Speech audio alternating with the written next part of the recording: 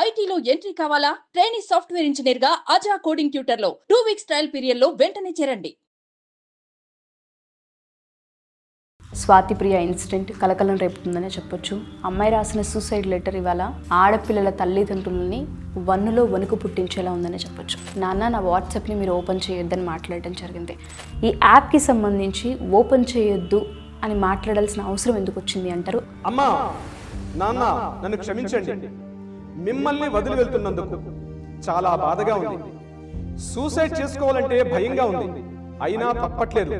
I miss you so much. అక్క తమ్ముడిని బాగా చూసుకోండి. అక్క తమ్ముడు మీకు ఏ కష్టం వచ్చినా డాడీకి చెప్పండి. నాన్న, మీరు స్మోకింగ్ మానేయండి. నా ఫ్రెండ్స్ అందరూ నా అంత్యక్రియలకు రావాలి. మన బంధువులందరూ విభేదాలను పక్కకు పెట్టి నా అంత్యక్రియలకు రావాలి.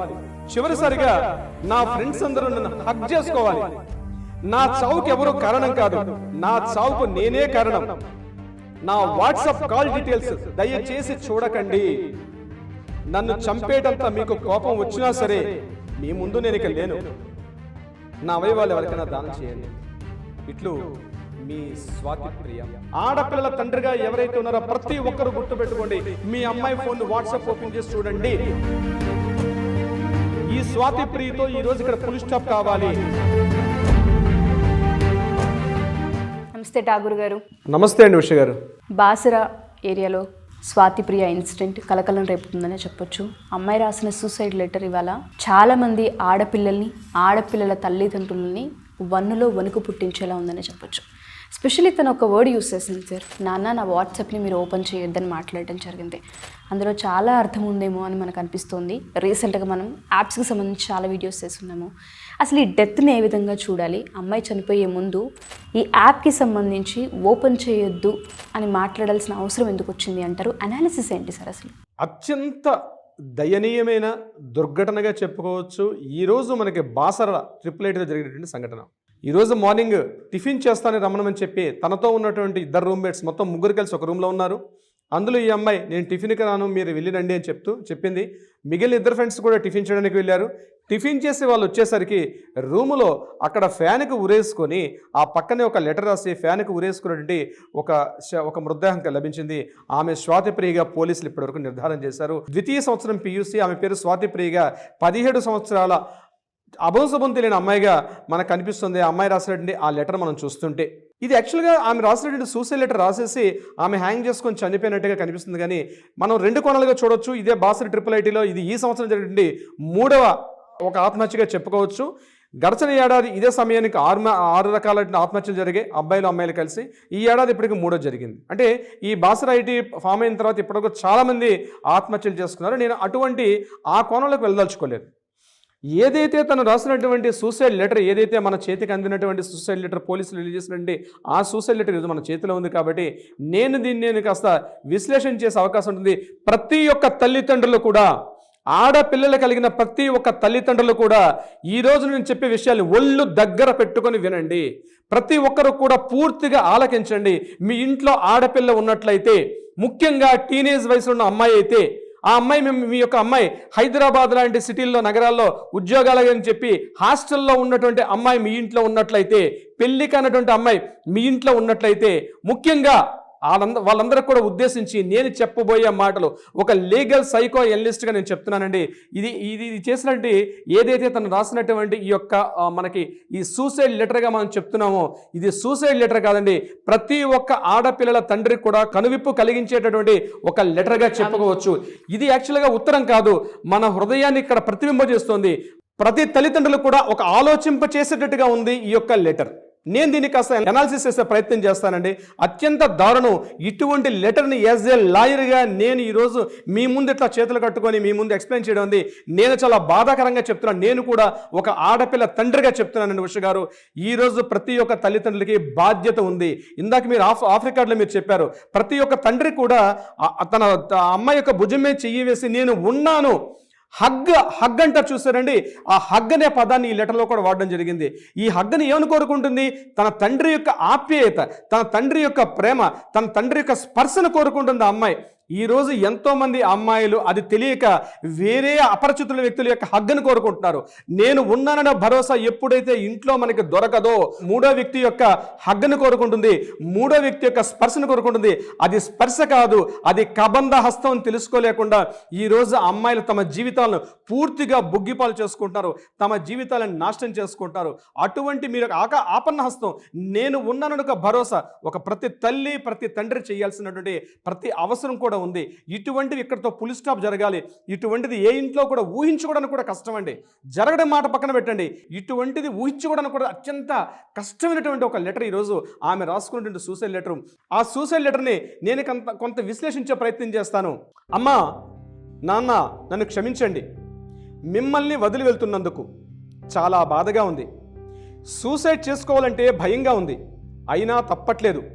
I miss you so much. అక్క తమ్ముడిని బాగా చూసుకోండి. అక్క తమ్ముడు మీకు ఏ కష్టం వచ్చినా డాడీకి చెప్పండి. నాన్న, మీరు స్మోకింగ్ మానేయండి. నా ఫ్రెండ్స్ అందరూ నా అంత్యక్రియలకు రావాలి. మన బంధువులందరూ విభేదాలను పక్కకు పెట్టి నా అంత్యక్రియలకు రావాలి.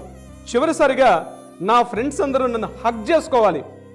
నా చావుకు ఎవరూ కారణం కాదు, నా చావుకు నేనే కారణం. నా వాట్సాప్ కాల్ డీటెయిల్స్ దయచేసి చూడకండి. నన్ను చంపేటంత మీకు కోపం వచ్చినా సరే మీ ముందు నేను ఇక లేను. నా అవయవాలు ఎవరికైనా దానం చేయండి. ఇట్లు మీ స్వాతి ప్రియ. ఈ లెటర్ని మనం ఉషగారు 3 పార్ట్స్గా మనం చూడాలి. ఒక అమ్మాయి అప్పుడే టీనేజ్లో అడుగు పెడుతున్నటువంటి ముఖ్యంగా 17 ఏళ్ళ అమ్మాయి తన మానసిక సంఘర్షణ ఏదైతే అనుభవించిందో దీని 3 కోణాలుగా మనం చూడాల్సిన అవసరం ఈ లెటర్ని బట్టి మనకు అర్థమవుతుంది. 3 కోణాలు ఏంటి? ఒకటి, తన వ్యక్తిగత విషయం, తన కుటుంబ విషయం, తను ఏదైతే తన వ్యక్తిగత గోప్యత భద్రత అనుకుందో దానికి సంబంధించినటువంటి విషయం. తన వ్యక్తిగత విషయం చెప్పినట్లయితే, నాకు సూసైడ్ చేసుకోవాలనుకుంటేనే చాలా భయంగా ఉంది. భయం అనే పదం వాడుతుంది. అంటే అంటే ఆత్మహత్య చేసుకోవాలనుకోవడం అంత ఈజీ కాదండి. ఒక భయంగా ఉంది నాకు, అయినా తప్పట్లేదు. ఎందుకు తప్పట్లేదు? తల్లికి ఇంట్లో వాతావరణం, అక్కా తమ్ముని సరిగ్గా చూసుకోవట్లేదు. ఇంటి వాతావరణం సరైన వాతావరణం ఇంట్లో లేదు. ముఖ్యంగా మీకు ఏ కష్టం వచ్చినా డాడీకి చెప్పుకోండి. డాడీ ఉన్నారు, డాడీ చూస్తున్నారు, డాడీ అన్ని రకాల వీళ్ళని పట్టించుకుంటారు. కానీ డాడీ పరిపూర్ణంగా నేను ఉన్నానంటే ఒక భద్రత అమ్మాయికి ఇవ్వలేకపోయారు. ఈ లెటర్ ద్వారా మనకు అర్థమవుతుంది. అందుకే నా యొక్క ఈ చావు ద్వారానైనా అక్క తమ్ముడు మీరు గుర్తుపెట్టుకోండి, మీకు డాడీ ఉన్నారని నమ్మకం గుర్తుపెట్టుకోండి అని చెప్తూ నా ఫ్రెండ్స్ అందరూ డాడీకి చెప్తున్నారు. ఆ అమ్మాయి ఇంటిస్తుంది, డాడీ మీరు స్మోకింగ్ మానేయండి. ఇంట్లో అలవాట్లు ఉంటే కూడా ఒక అమ్మాయి గుర్తు, తల్లి తర్వాత తల్లి మీకు పుట్టిన బిడ్డ మాత్రమే. మన అమ్మ మన వయసు వచ్చేటప్పుడు మన చేయి వదిలేస్తుందేమో కానీ మరలా కూతురు రూపంలో ఆ ఇంట్లో పుట్టి మనకు అనుక్షణం మనల్ని వెంబడిస్తూ మనల్ని ప్రతిక్షణం కంట పెట్టుకున్నది నా కూతురు మాత్రమే అని ప్రతి తండ్రి కూడా అనుకోవాల్సిన అవసరం ఉంది. బంధువులందరూ కూడా సమిష్టిగా లేరు, ఏదో రకాల సమస్యలు. నా హగ్ చేసుకోండి. ఉష గారు ఈ యొక్క సెంటెన్స్ ఎంత హృదయాన్ని కట్టిపడేసింది. అంటే హగ్ చేసుకోవడం ఏంటండి? అంటే అటువంటి ప్రేమపూర్వక స్పర్శ కోల్పోతున్నారు ఈరోజు పిల్లలు. నేను ఉన్నానంటే ఒక ఆప్యాయత కోల్పోతున్నారు. చివరిసారిగా చెప్తున్న నా ఫ్రెండ్స్ అందరూ కూడా నా యొక్క కార్యక్రమానికి రండి, నా అంత్యక్రియల కార్యక్రమానికి రండి అని చెప్తూ ఆమెకు విషయం చెప్పిందండి. వాట్సాప్ డీటెయిల్స్ మనం మాట్లాడుకున్న పాయింట్ అక్కడికి రావాల్సిన అవసరం ఉంది. ప్రతి తల్లిదండ్రులు కూడా, అమ్మాయి ఉన్నటువంటి ప్రతి తల్లిదండ్రులు కూడా మీ అమ్మాయి యొక్క ఫోన్ని మీరు చూడండి. అమ్మాయి యొక్క ఫోన్ మీరు ఓపెన్ చేయండి. ఓపెన్ చేసి చూడండి ఎవరెవరితో మాట్లాడుతుంది, ఎందుకు మాట్లాడుతుంది, ఎవరు అపరిచిత వ్యక్తులతో మాట్లాడుతున్నారా, క్లాస్మేట్తో మాట్లాడుతున్నారా, ఇంటి పక్క వాళ్ళతో మాట్లాడుతున్నారా, బంధువులతో మాట్లాడుతున్నారా. ప్రతిరోజు మనకి పేపర్లో చూస్తుంటే, న్యూస్ చూస్తుంటే మన గుండెలు ద్రవించకపోతున్నాయి. ఇది వాట్సాప్ కాదండి. మన జీవితాలకు, ముఖ్యంగా ఈ ఆడపిల్లల జీవితాలకు వచ్చినటువంటి అది వాట్సాప్ కాదు, అది అత్యంత భయంకరటువంటి ఒక మారణాయుధంగా మారిపోయింది మనకి అది వాట్సాప్ రూపంలో. ఆ వాట్సాప్లో ఏముంటుంది దయచేసి నాన్న చూడకండి. అంటే ఏముంది ఆ వాట్సాప్లో?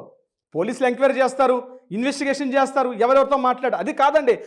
ఈరోజు మానసిక పోస్ట్ మార్టం చేసే వాళ్ళు లేరు, అంతర్ఘర్షణ చేసే పోస్ట్ మార్టం చేసే వాళ్ళు లేరు. ఆ అమ్మాయి ఎవరితో మాట్లాడింది వాళ్ళతో మాట్లాడతారు, ఇంటరాగేషన్ చేస్తారు, ఇన్వెస్టిగేషన్ చేస్తారు, వాళ్ళని తీసుకొచ్చి పోలీస్ స్టేషన్లో పెడతారు. అది కాదు, ఆమె యొక్క మానసిక పోస్ట్ మార్టం చేసే డాక్టర్లు ఎక్కడున్నారండి?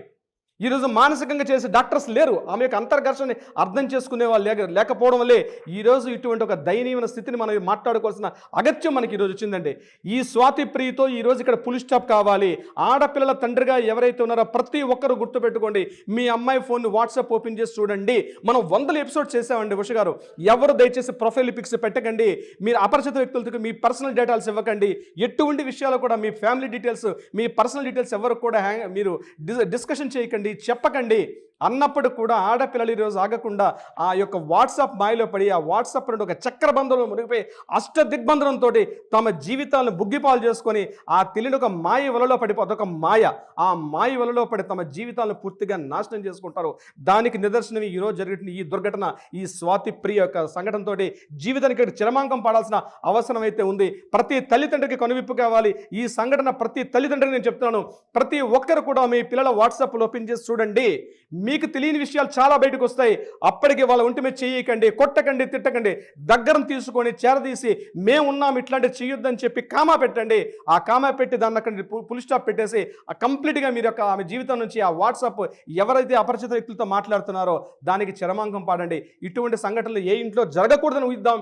ఇటువంటి మరలా పునరావృతం కాకూడదని ఊహిద్దాం ఉష గారు. సో ఎస్పెషల్లీ రవీంద్రనాథ్ గారు చెప్పినట్టుగా ప్రతి తల్లిదండ్రులు కూడా ఎస్పెషల్లీ ఆడపిల్లలు మొబైల్ వాడుతున్నారు అంటే ఏమేమి యాప్స్ యూస్ చేస్తున్నారు, ఏ కాంటాక్ట్స్ ఉంటూ ఉన్నాయి, వాళ్ళ స్టేటస్లు ఎందుకు పెడుతున్నారు, అలోన్గా ఉండే పెడుతూ ఉన్నారా, హ్యాపీనెస్వి ఉండే పెడుతూ ఉన్నారా, అసలు వాళ్ళు ఎక్కడికి వెళ్తున్నారు, వాళ్ళ క్యాంపస్ ఏంటి, క్యాంపస్లో ఫ్రెండ్స్ ఏంటి, హాస్టల్ సర్కిల్ ఏంటి, దయచేసి పిన్ టు పిన్ చెక్ చేయాల్సిన అవసరం ఇప్పుడున్న జనరేషన్కి అయితే చాలా ఎక్కువగా ఉంది. ఎందుకంటే ఏ విధంగానైనా సరే ప్రమాదం పొంచి ఉందని చెప్పడమే మా ఉద్దేశం. ఎందుకంటే వాట్సాప్కి సంబంధించి నేను రవీంద్రనాథ్ గారు కంటిన్యూగా వీడియోలు చేస్తూనే ఉన్నాము. దయచేసి ఇది ఒక సీరియస్ నోట్లా ముఖ్య గమనికలాగా తీసుకుంటారని ప్రతి పేరెంట్ భావిస్తూ ఉన్నాం. సో ఎక్కడున్నా స్వాతి ప్రియ ఆత్మకు శాంతి కలగాలనే కోరుకుందాం. ఇటువంటి ఇన్సిడెంట్ ఏ స్టూడెంట్కి, ఏ ఆడపిల్లకి రాకూడదనే కోరుకుందాం. స్వాతి ప్రియ పేరెంట్స్కి అయితే ఇది తీరని లోటు. ప్రతి పేరెంట్కి కూడా ఈ ఇన్సిడెంట్ ఒక గుణపాఠం అవుతుందని కోరుకుంటున్నాం. Thank you sir. ఎందుకంటే ఒక సూసైడ్ నోట్ని చూసి అందులో ప్రతి పాయింట్ని అనాలిసిస్ చేసి ఎస్పెషల్లీ ఏ కారణాల వల్ల చనిపోయి ఉండొచ్చు, వేరే పేరెంట్స్ ఎక్కడ జాగ్రత్త పడాలి అన్న పాయింట్ని ఒక ½ అన్ అవర్ మీరు ఆలోచించి దాని గురించి అనాలిసిస్ చేశారంటే చిన్న విషయం కాదు. ప్రతి పాయింట్ని క్షుణ్ణంగా చూసి, ఎందుకంటే కోర్టులో ఎన్నో కేసులు మీరు చూస్తుంటుంటారు, పదే పదే వాట్సాప్ గురించి మాట్లాడుతూ ఉంటే కొన్నిసార్లు అనుకునే వాళ్ళం మేము కూడా ఇంత ఉందా అని. బట్ ఇవాళ ఒక ఇన్సిడెంట్ చాలా క్లియర్గా అమ్మాయి రాసింది అంటే ఎంత ఇన్ఫ్లుయెన్స్ అయిపోతున్నారు, ఎక్కడ దాకా వెళ్ళిపోతున్నాయి జీవితాలని అర్థమవుతుంది. Thank you for the analysis sir. Thank you so much.